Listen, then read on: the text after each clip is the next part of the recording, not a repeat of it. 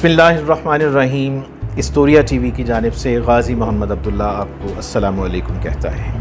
एक दफ़ा फिर आपकी खिदमत में हाज़िर हैं। नाज़रीन, तारीख़ एक ऐसा मज़मून है, एक ऐसा इल्म है जिसकी वुसअत इस कदर है कि ये इंसानी ज़िंदगी से जुड़े हर किस्म के सरगर्मी के साथ इसका बराह रास्त और बिलवास्ता ताल्लुक़ है।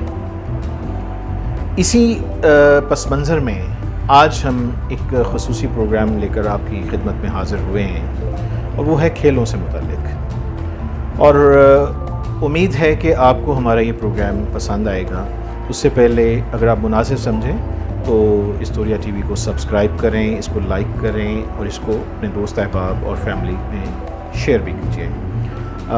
चूँकि इस्टोरिया में हमें यकीन है कि हम बेहतरीन स्टफ़ आपकी खिदमत में लेकर आते हैं ताकि आपके इल्म में और आपकी इल्मी तशफ़ी हो सके।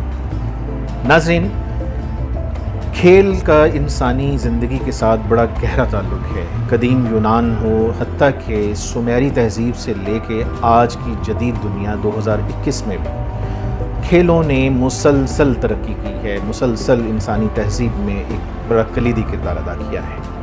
तो इसी तनाज़ुर में इस्टोरिया ने आज ज़हमत दी है मोहम्मद मोइन साहब को।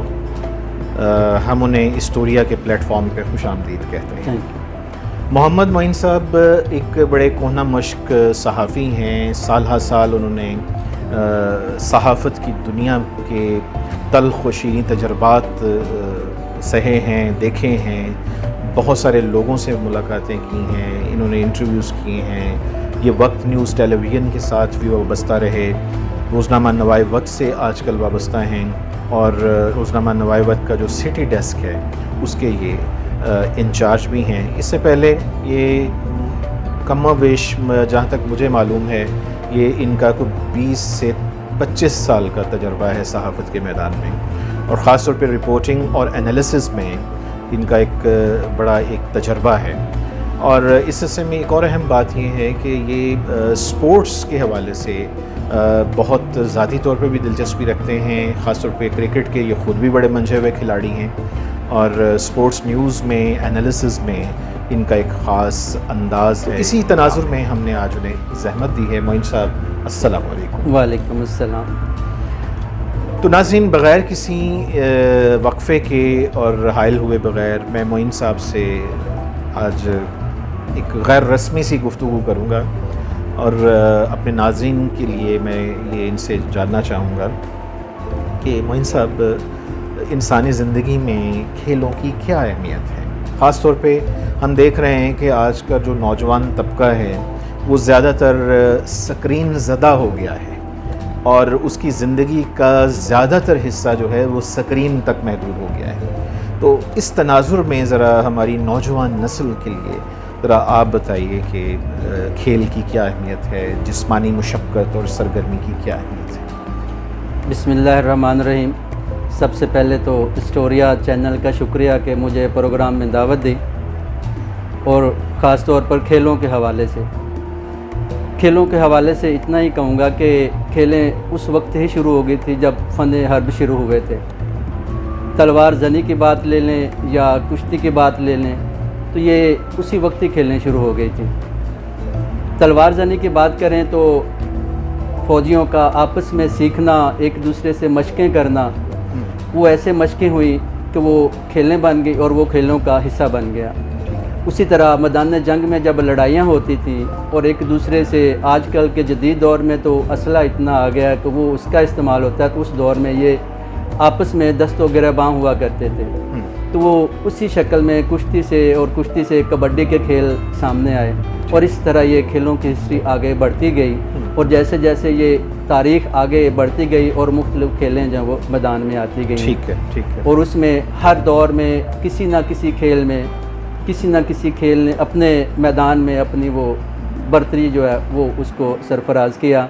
और उसमें आजकल के दौर में देखें या पिछले गुज़श्ता अदवार में देखें तो फ़ुटबॉल को दुनिया का सबसे बड़ा जो खेल जो वो माना जाता है। लेकिन वो अपनी जगह पे, लेकिन अगर देखा जाए जिस तरह आजकल क्रिकेट जो है वो तरक्की कर रही है तो वो क्रिकेट जो है वो हो सकता है कि आने वाले दौर में फ़ुटबॉल को भी पीछे छोड़ जाए। अच्छा। क्योंकि खेलों में स्पॉन्सर्स का बहुत बड़ा किरदार है। जैसे जैसे स्पॉन्सर्स आगे आ रहे हैं और ये जिस तरह लीग्स हो रही हैं, तो हो सकता है मुस्तकबिल में क्रिकेट जो है वो फुटबॉल को भी पीछे छोड़ जाए। ठीक है, ठीक है। अच्छा मोइन साहब, आपने बड़ी एक अहम पहलू की तरफ इशारा किया है कि जिस्मानी मुशक्क़त, हत्ता कि इसका ताल्लुक़ फ़न हरब से है, और फ़न हरब से ही दरअसल एक तसव्वुर ज़्यादा डेवलप हुआ कि आपने जंगें जीतनी हैं तो जिस्मानी तौर पे फ़िट रखना ज़रूरी है। तो ये उस दौर की बातें हैं, ज़ाहिर है कदीम तहज़ीबें हैं, और उसके बाद फिर क़ुरून वस्ता है और फिर जदीद दौर है। अच्छा, ये आपने बड़ी एक अहम बात की तरफ इशारा किया है कि क्रिकेट पाकिस्तान में ये शायद एक दिन आए जो फ़ुटबॉल की जगह ले लें। ये बड़ी अहम बात है। हालांकि आम तौर पे तसव्वुर हमारे यहाँ यही है कि फ़ुटबॉल मोस्ट पॉपुलर गेम है, और ये शायद हकीकत भी है। पूरी दुनिया में फ़ीफ़ा वर्ल्ड कप से लेके आप देखें कि पूरी दुनिया का एक क्रेज़ है, फ़ुटबॉल लीग्स होती हैं पूरी दुनिया में। तो ये आपने किस तनाज़ुर में बात की, ज़रा थोड़ा सा इसकी वजाहत तो कीजिए। शुरू में जब ये फुटबॉल होता था तो फुटबॉल का खेल वर्ल्ड कप या उसकी चैम्पियन लीग या उससे रिलेटेड दूसरे जितने भी टूर्नामेंट्स होते गए, तो क्रिकेट उस वक्त इतना मकबूल खेल नहीं था। शुरू में फ़ुटबॉल जो वो ज़्यादा मकबूल इसलिए ज़्यादा हो गया कि इसका वर्ल्ड कप हुआ और उसके रिलेटेड जितनी वो लीग्स वो शुरू हो गई। वो यूरोप में, दूसरे मुख्तलिफ ममालिक में, तो वो स्पॉन्सर ने इसको इतना स्पॉन्सर किया कि वो छोटे छोटे ममालिक में भी ये खेल खेलना शुरू हो गए लोग। उसके बाद जब क्रिकेट शुरू हुई है तो क्रिकेट को भी इसी तरह ही शुरू में देखा जाए तो वो पहले इतने वो लंबा खेल होता था कि वो 2-2 इनिंग्स अगर खेलनी है, 4 इनिंग्स खेलनी है, टेस्ट मैच होते थे तो जब तक उसका फैसला नहीं होता था कि वो खेलते रहते थे। ठीक है। इवन के मैच, टेस्ट मैच आपका 10 दिन में भी चला जाता था, 11 दिन में भी चला जाता था, जो बहुत पहले आगाज़ में। लेकिन फिर जब उन्होंने देखा, तारीख में देखा कि इतना ज़्यादा वक्त ज़ाया होता है, इतने लोगों के पास इतना वक्त नहीं होता कि वो मैच को देखें, या खिलाड़ियों के पास इतना वक्त नहीं। यानी आपका मतलब ये है, मैं कता कलामी की माफ़ी चाहता हूँ, तो आपका मतलब ये है कि जब क्रिकेट का आगाज़ हुआ था, और ज़ाहिर है ये बुनियादी तौर पर एक कॉलोनियल गेम है, ये बात तो दुरुस्त है, बिल्कुल। लेकिन मेरा ख्याल है कि अब वक्त के साथ साथ अब ये वो चीज़ नहीं है कि इसे हम एक कॉलोनियल गेम, अब एक पॉपुलर गेम है, ये अवामी सतह की गेम है, इसमें कई तब्दीलियाँ आ चुकी हैं। लेकिन उस वक़्त जो है इसको इंग्लैंड ने चूँकि आगाज़ किया इसका, और इसको एलीट गेम कहा जाता था, बिल्कुल ऐसे, और ज़माना करीब तक ये एक एलीट गेम ही रही। बिल्कुल। मोइन साहब, मैं एक आम आदमी और एक आम तालिब इल्म की हैसियत से ये जानना चाहूँगा कि कौन सी बुनियादी 1, 2 या 3 वजूहात हैं कि आज क्रिकेट एक बड़ी तेज़ी से एक आलमी सतह की मकबूलियत हासिल करने जा रही है, कर रही है, और इसे हम देख रहे हैं कि बहुत तेज़ी से एक अवामी खेल बनता जा रहा है। इसकी क्या वजह है आपके ख्याल में? सबसे बड़ी वजह इसका ये है कि पहले तो सिर्फ टेस्ट क्रिकेट हुआ करती थी। जब टेस्ट क्रिकेट के बाद इन्होंने 1971 में जब वर्ल्ड कप के हवाले से वनडे क्रिकेट शुरू की है, तो वनडे क्रिकेट के बाद इस क्रिकेट की मकबूलियत जो है वो आसमानों तक पहुंच गई है। क्योंकि एक दिन में एक पूरा का पूरा मैच होना ये सबसे बड़ी गनीमत होती थी, जबकि वो 60 ओवर का एक मैच है, एक इनिंग्स है 60 ओवर पे। लोगों की जो दिलचस्पी थी वो इस तरफ बढ़ती गई है। ठीक है। फिर वर्ल्ड कप हुआ, वर्ल्ड कप के फिर उसके बाद ये वर्ल्ड कप होते गए, तो ये वनडे जब से क्रिकेट आई है इसकी मकबूलियत और बढ़ गई। लेकिन इस पे सोने पे सुहागा कि वनडे मैचेस के बाद आईसीसी ने जब से ये T20 क्रिकेट जो मुतारफ़ करवाई है, ये बहुत ही शॉर्ट फॉर्मेट है। अच्छा। कि लोगों के पास इतना वक्त वहाँ पे जो इतने घंटे बैठा करते थे, एक फुटबॉल जो हम देखने के लिए जाते हैं वो 1.5 से 2 घंटे में मैच जो वाइंड अप हो जाता है। तो यानी मैं आपकी बात को आगे बढ़ाऊं कि एक तरह से क्रिकेट पे वो जो एक इल्ज़ाम था कि ये एलीट गेम है, ये जनाब वक्त ज़ाया करती है, हिटलर की मिसालें हम देते हैं, तो वो इल्ज़ाम जो है वो धोया गया है, और अब ये लोग बड़ी आसानी से कोई 3 से 3.5 घंटों में एक मैच देख के फारिग हो जाते हैं। एक मैच देख के फारिग हो जाते हैं, और ये T20 का है। वो T20 उसके बाद जब से ये खेल हुआ T20 का, इतनी मकबूलियत जब पकड़ ली है, तो उन्होंने इसकी वो लीग शुरू करवाना शुरू कर दी है। लीग की वजह से इसकी मकबूलियत और बढ़ गई। हर मुल्क चाह रहा है कि वो अपनी लीग करवाए। अच्छा, मैं चूँकि सवालात इतने हैं मोइन साहब, और मैं समझता हूँ कि हमारे नाजरीन भी इस हवाले से यकीनन हमारे साथ जुड़े हुए हैं, चूँकि गुफ्तगू अब बड़े एक अहम मरहले में दाखिल हो रही है और यकीनन नाजरीन हमारी मेरी ज़ाती तौर पे एक्साइटमेंट बढ़ रही है। थोड़ा सा माजी में और हम जाते हैं पीछे। ये बताइए मोइन साहब कि वो कौन सा ऐसा दौर था जब पहली दफ़ा क्रिकेट में एक रंगीनी का अंसर डेवलप हुआ, और कौन सा मुल्क था और कहाँ से ये पहली दफ़ा क्रिकेट जो है ये सफ़ेदी से रंगों की दुनिया में दाखिल हुई है? ये रंगों की दुनिया में जब बात हो रही है तो ये सबसे पहले तो जहन में 92 का वर्ल्ड कप आ जाता है। ठीक है। तो वर्ल्ड कप में पहली बार ऐसा हुआ कि एक तो कलरफुल जो वो किट्स जो वो मुतारफ़ करवाई गई। ठीक है। उनको हर टीम का एक वो जो सफ़ेद दुनिया से निकल के, पहले सिर्फ टेस्ट क्रिकेट में, वनडे में, सारा फॉर्मेट में कोई भी होता था सिर्फ उसकी सफ़ेद किट इस्तेमाल होती और थी, सुर्ख बाल होती थी। सुर्ख बाल होती थी। जब 92 का वर्ल्ड कप करवाया गया तो उसमें वो कलरफुल हर ममालिक को अपना वो किट्स मुतारफ़ करवाने का मौका मिला, और गेंद का जो कलर है वो भी सुर्ख से निकल के सफ़ेद में आ गया। तो उसके बाद वो रंगों की दुनिया आई और लोगों को अपनी तरफ इतना अट्रैक्ट किया कि वो एक तराना उन्होंने बनाया था कि वो ruled the world, who rules the world. वो उसी से इतनी मकबूलियत हुई। और ख़ास तौर पर छोटे ममालिक में, छोटे ममालिक में बात करूँगा कि पाकिस्तान जो है या श्रीलंका हो गया या इस तरह रिलेटेड दूसरे जितने भी ममालिक जो थे वर्ल्ड कप में जब आए हैं तो उन्होंने इतना अपने आप में परफॉर्म किया, अपना लोहा मनवाया। और जब पाकिस्तान जीता तो वो दुनिया को पता चला कि क्रिकेट किसी के वो अपना ज़ाती खेल नहीं है, कि इसमें कोई भी जो अच्छा खेलेगा तो ये सारे ममालिक, खा वो एलिट क्लास है खा वो दूसरी क्लास है, वो सब इसका मुश्तरका खेल है। अच्छा मोइन साहब, मेरा ख्याल है कि यकीनन आपके भी जहन में है 92 का वर्ल्ड कप, तो खैर मेरा ख्वाहिश है कि इंशाल्लाह हम आने वाले हफ़्तों में कोशिश करेंगे कि हम एक एक्सक्लूसिव प्रोग्राम करें सिर्फ 1992 के वर्ल्ड कप में पाकिस्तान की जीत पर, कि उसके सारी तफसीलात हम आपसे जानना चाहेंगे।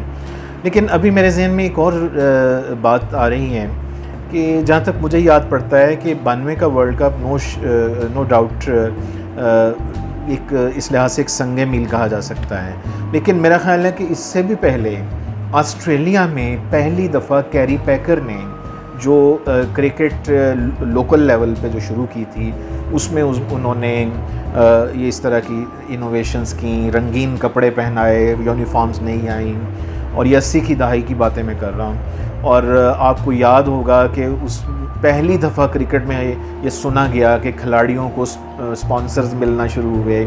उस वक़्त अक्सर जो कदामत परस्त थे उन्होंने उस पर बड़े नाक चढ़ाए, हत्ता कि तमाम क्रिकेट बोर्ड्स ने कैरी पैकर में खिलाड़ियों की शिरकत पर पाबंदी लगा दी।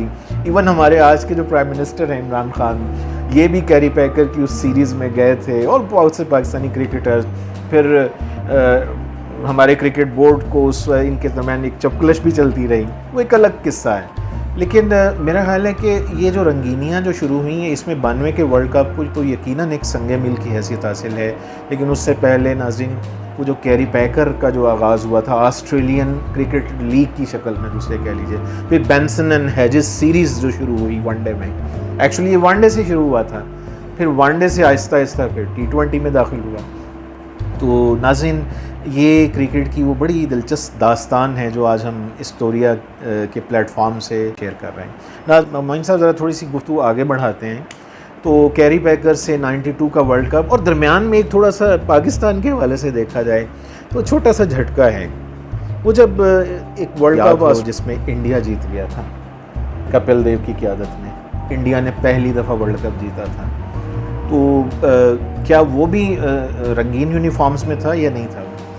ये 83 की बात कर रहे हैं जब वो उसमें फर्स्ट टाइम जो इंडिया, पहले तो वेस्ट इंडीज़ जीता, फिर दूसरा फिर वेस्ट इंडीज़ जीता, फिर तीसरे में वो वेस्ट इंडीज़ को वो शिकस्त का सामना करना पड़ा था। हाँ। तो वो रंगीन में नहीं था, वो वाइट में ही था, वाइट में ही था जाके। ठीक है। तो असल जो रंगीनियाँ आई हैं वो 92 के वर्ल्ड कप में आई हैं जाके, जिससे दुनिया जो वो देखें ना, ये एक मेरी करेक्शन हुई है, मेरे जहन में कुछ गलत फहमी थी, इसके लिए मैं आपका शुक्रिया अदा करता हूँ कि आपने ये वजाहत की है। और अब आते हैं ज़रा T20 की तरफ। T20 का क्रेडिट किसको जाता है? बेसिकली सबसे पहले जो क्रिकेट जो शुरू की जाती है वो इंग्लैंड से ही शुरू होती है। ठीक है। इंग्लैंड वाले ही सारा उसको मुतारफ़ करवाते हैं, फिर उसके बाद फिर दुनिया उसकी कॉपी करती है। लेकिन कुछ चीज़ें ऐसी भी होती हैं कि अब वो लीग की शक्ल में दूसरे ममालिक जो हैं वो अपनी टीमें बनाने के लिए फॉर्मेट जो अपने बना लेते हैं जाके। जैसा कि ये T20 उन्होंने जब शुरू की, उसके बाद अब उन्होंने 100 लीग भी शुरू कर दी है, तो वो मुतारफ़ करवाते हैं। अब वो उसके बाद एक T10 लीग भी शुरू की गई है। मोइन साहब इतने सवालात जन्म ले रहे हैं, अभी चले T20 पे हम फोकस असल में ये जैसे जैसे ये फॉर्मेट इसका मुख्तर करते जाएंगे, लोगों की जो दिलचस्पी है इस तरफ वो लोग माइल होते हैं, इस वजह से कि इसमें जितना वो टाइम जो वो कम लगेगा लोग इसकी तरफ। मेरा ख्याल है वो सुपर सिक्सेस टूर्नामेंट भी है ना हांगकांग में, सुपर सिक्सेस भी हांगकांग में वो 6 ओवर्स का मैच होता है, 6 ओवर का जो होते हैं उसमें पाकिस्तानी खिलाड़ी भी जाते हैं, टीमें भी बनती हैं, सारे पार्ट। अच्छा, मेरे ज़हन में एक सवाल है कि मुझे यहाँ तक, चूँकि मैं भी थोड़ा ना कह लीजिए कि मैट्रिक इंटरमीडिएट लेवल तक ना मैं क्लब क्रिकेट खेला हूँ सारा, और मुझे मेरी खुशकिस्मती है कि हमने वो नेट में वो पैड्स बांध के लाल गेंद से और कई दफ़ा बगैर हेलमेट के भी खेले हैं। तो मुझे मेरा ये ख़्याल है कि हम जब मैदानों में खेला करते थे तो पहली दफ़ा टेनिस बॉल जब आई थी तो हम मजाक उड़ाते थे, हम कहते थे यार ये अनाड़ियों की गेम है, ये तो वो लोग हैं जो बच्चे हैं, ये उनके लिए है कि उनको बॉल ना लगे। किसे पता था कि ये टेनिस बॉल क्रिकेट जो है ये मकबूल होगी। तो क्या ऐसा तो नहीं है कि पाकिस्तान ने T20 और ये जो तस्वुरात आए हैं ये पाकिस्तान ने जनरेट किए हैं? नो डाउट इसमें बहुत सारा क्रेडिट पाकिस्तान को जाता है। आप तो टेनिस की बात कर रहे हैं, टेनिस से पहले हम गली मोहल्लों की अगर बात करें तो गली मोहल्लों में टेनिस से पहले एक प्लास्टिक की गेंद भी होती थी, कॉक बॉल होती थी। कॉक बॉल तो दूसरी हार्ड बॉल की शक्ल है, एक प्लास्टिक की गेंद जो बड़ी होती है उसमें से हवा निकाल वो जो बच्चे जो खेलते हैं छोटी हम गली मोहल्लों में, उससे वो प्रैक्टिस शुरू कर देते थे। जब अगर वो नहीं मिलती थी तो बच्चे जो है अपने कपड़ा लेके तो कपड़े की गेंद भी कर लेते थे, उसके ऊपर धागे की सिलाई करके वो उसकी गेंद बना लेते थे। अच्छा, मैं ना उसको जरा वो हमारी जो अवामी जुबान में ना देहात में उसको कहते थे खिद्दो तो बिल्कुल उससे वो क्रिकेट खेलना शुरू करते, उससे फिर वो प्लास्टिक ये तो टेनिस का फिर वो बाद में आई है। अच्छा नाज़रीन, मैं बात दोबारा आपकी, चूँकि बात खिद्दों की हो रही है तो ये भी एक बड़ा वसी मौजू है कि कुछ खेलें ऐसी होती हैं जो कि हमारी अवामी गेम्स होती हैं, हमारे देहात में खेली जाती हैं, हमारे कस्बात में गली मोहल्लों में खेली जाती हैं। मेरा ख़्याल है नाज़रीन, हिस्टोरिया TV इंशाअल्लाह अज़ीज़ बहुत जल्द उन अवामी खेलों पर भी हम बड़ी तफसीली गुफ्तगू लेकर आएंगे आपके सामने कि कौन कौन से मकबूल आम अवामी खेल हैं और बेशुमार हैं, पाकिस्तान के तुलो अर्ज़ में खेले जाते हैं, बिल्कुल खेले और उनकी बड़ी कदीम तारीख है। बिल्कुल ठीक है, गुल्ली डंडे से लेके खिद्दो कुंडी तक और बेशुमार लट्टू घुमाना और वगैरह वगैरह।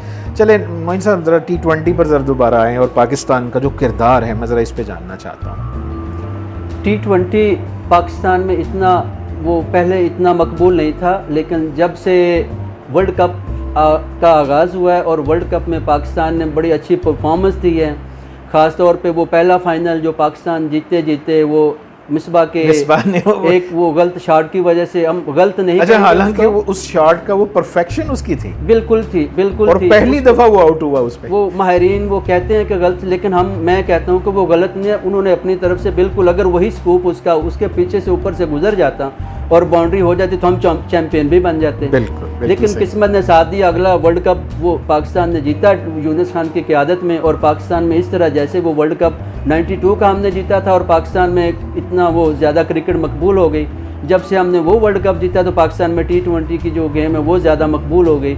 लेकिन इतनी ज़्यादा जो मकबूलियत सबसे ज़्यादा हुई है पाकिस्तान में, इन आउट्स आते रहे हैं सारे जाके जितने भी आए हैं, लेकिन क्रेडिट जाता है उसमें पाकिस्तान सुपर लीग को जाता है। जब से पाकिस्तान सुपर लीग शुरू हुई है उसके बाद वो पाकिस्तान में जो ना तो क्रिकेट ने वापस मुड़ के देखा है और ना ही जाके तो वो ये अपनी बुलंदियों पे जैसे जैसे वक्त गुजर रहा है, और पाकिस्तान में ये T20 क्रिकेट आपने बहुत खूबसूरत पॉइंट आपने रेज़ किया है। मैं समझता हूँ नाज़रीन कि अल्लाह ताला का कोई ख़ास एहसान है इस कौम पर, और इस कौम की जो रेजिलियंस है वो मेरी राय में अगर इस मौजूदा दुनिया में शायद ही किसी मुल्क और किसी कौम के पास इतनी मजबूत एक विल पावर है, एक रेजिलियंस है। क्या क्या नहीं हमने उतार चढ़ाव देखे हैं, श्रीलंकन टीम पर हमले से लेके आज तक न्यूजीलैंड की टीम का ना आना और उसका दौरा मंसूख करने से लेकर। लेकिन ये अजीब हम पुख्ताकार लोग हैं कि हम हर एक बहरान से यूं करके निकलते हैं और दोबारा बेहतर राइज करते हैं। This is really amazing. Moin साहब, आपका क्या ख्याल है इसमें? बिल्कुल, वो जो हमला जो था वो कोई भी तवक्को नहीं कर रहा था कि इस तरह का कोई सान्या होगा और पाकिस्तान से वो क्रिकेट जो है वो कुछ अरसा के लिए गायब हो जाएगी, इंटरनेशनल टीमें नहीं आएंगी। लेकिन क्रेडिट देता हूँ पाकिस्तान के खिलाड़ियों को, अपने हौसले बुलंद रखे, अपने मुल्क में डोमेस्टिक को वो उन्होंने मजबूत किया और इंटरनेशनल लेवल पे जाके अपना लोहा मनवाया। और फिर वो ऐसा वक्त भी आया कि जो इधर नाम लेने को कोई आता ही नहीं था कि हमने पाकिस्तान में हालात ऐसे नहीं आएंगे, लेकिन उसका क्रेडिट पाक अफवाज को भी जाता है, सिक्योरिटी फोर्सेस को भी जाता है, सबको जिन्होंने मिल के यहाँ पर हालात ऐसे ठीक किए हैं कि आने वाले दिनों में कोई ऐसा किसी के पास कोई बहाना नहीं होगा कि हम पाकिस्तान नहीं जाएंगे। सिक्योरिटी बहाना बनाकर कोई नहीं ऐसा कह सकेगा, कोई और बहाना वो अपना अलग उनका मसला होगा, लेकिन सिक्योरिटी की बुनियाद पर कोई इनकार नहीं कर सकेगा। जैसे जैसे वक्त गुजर रहा है हालात बिल्कुल ठीक हो रहे हैं और इंशाल्लाह मुस्तक़बिल में पाकिस्तान अपनी जितनी भी क्रिकेट है वो सब अपने मुल्क में खेलेगा, जिसका ऐलान नए चेयरमैन पीसीबी रमीज़ राजा कर चुके हैं। कब हमारी जो क्रिकेट है वो अपने मुल्क में होगी और हम अपनी क्रिकेट अपने मुल्क में खेलेंगे, किसी दूसरे मुल्क में नहीं जाएंगे। मोइन साहब, जी तो चाहता है कि हम घंटों बैठे रहें और हम इसी तरह खेलों की दुनिया में उसकी आपके साथ सैर करते रहें, लेकिन ज़ाहिर है एक आगाज़ का एक इख्तिताम। नाज़रीन, हम आज की गुफ्तगू को यहीं पे इख्तिताम करेंगे और इंशाल्लाह उम्मीद है कि आपको हमारा ये आज का प्रोग्राम पसंद आएगा। हम आपकी राय के और आपके फ़ीडबैक के मुंतज़िर रहेंगे, हमारे साथ जुड़े रहिएगा इंशाअल्लाह अज़ीज़। मोइन साहब को हम गाहे गाहे हम इस सिलसिले में ज़हमत देते रहेंगे। तब तक के लिए इजाज़त दीजिए। गाज़ी मोहम्मद अब्दुल्ला की तरफ से अस्सलाम वालेकुम, टीम हिस्टोरिया की तरफ से आपको अस्सलाम वालेकुम।